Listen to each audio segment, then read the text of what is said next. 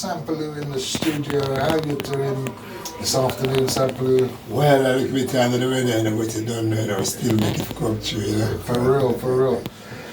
So, Sampalue, you've had a much varied career. Yes, yeah? most So definitely. not only are you an artist, you also do production work and promotion yeah. and you have your fingers in many pies. Yes, like sweets, you know. Yeah, that's right. Sampalue's like a sweet shop. Yeah? Him have all kind of chocolate buttons and all kind of things. Yeah, well, I mean, restaurants, sports bar, everything with them, you know. Tell us, how did you come into the music industry? As a producer? As a producer, artist, what made you first get involved?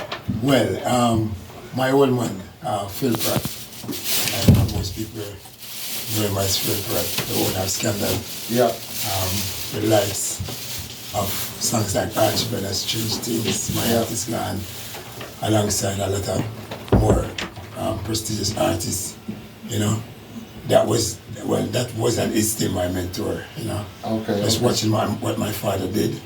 At the time I was a kid, I started going to the record shop that was Terminal Records in downtown, you know. So we meet the likes of Al Campbell, who is one of the best that always look out for me, you know what I mean? Yeah. And so just being around the music, you wanted to do what is happening, and so that is how I got into the music. Yeah, and you was brought up in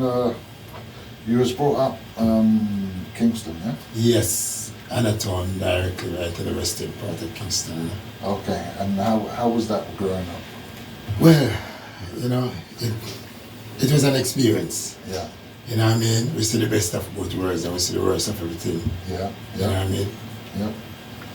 And because in Kingston at that time, we're talking 60s, 70s. Yeah, in the 70s where well, politics was just being introduced, you know, at a certain level. Yeah. And I was a kid growing up, I went to Shuttler Park Primary School, and Michael Mann introduced the common entrance examination, so I took the common entrance and I went to Wilmers, which is one of the most prestigious high school, you know, in Jamaica, Wilmers boys.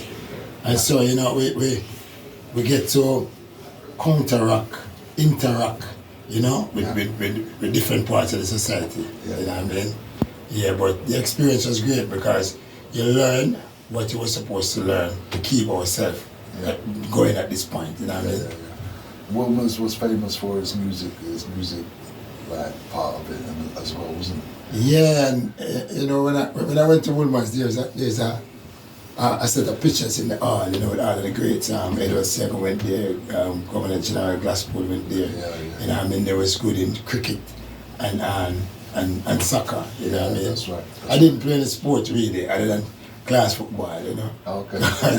You know, once the president see me, I said, well, we can play ball, so good, I don't play money cup. But every time the money cup, I just the money, man, want to get some girl. And we have all the girls, so we never have to play the ball to get the girl. Wilmers famous for the girl thing as well, yeah, see, we never have to play the ball to get but the yeah, girl. enough famous people that went Wilmers, you know, Rico went Wilmers, enough of the artists that I've interviewed, they all from that school, so, you know, there's a rich vein of artists. Exactly, Sean Paul went there too, and I think, what's his name? What's her name again? Chin, her husband went there too. Chin went there as well. Yeah, so, you know what I mean? So there's a lot of rich culture, musical. Rich culture. Yeah. That went to Wilmers. All right, so tell us about your first time in the studio. How did you get that from your father again?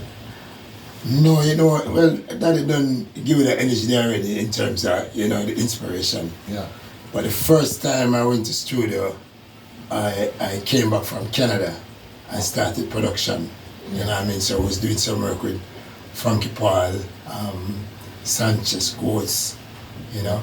And so it was a nice vibe. I was actually in Canada, and this is how I met Lady Star too.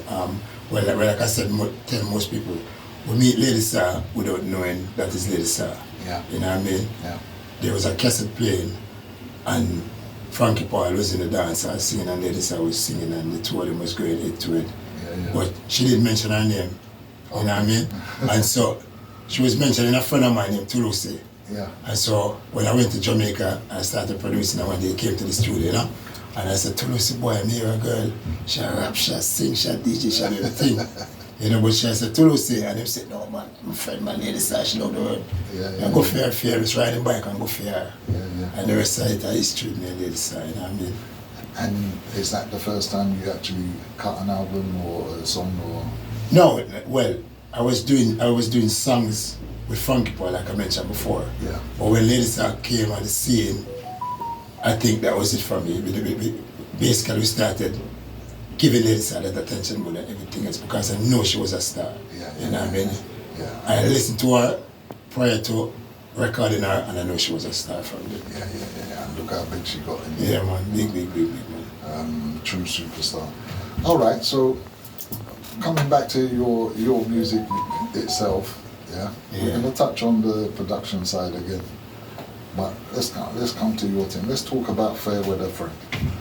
Tell us about Fair Weather Friend. How did that come about? Well, Fair Weather Friends, you know, we have some brethren where sometimes, you know, not everybody is who you expect them to be, you know what I mean? And some people is there for the ride.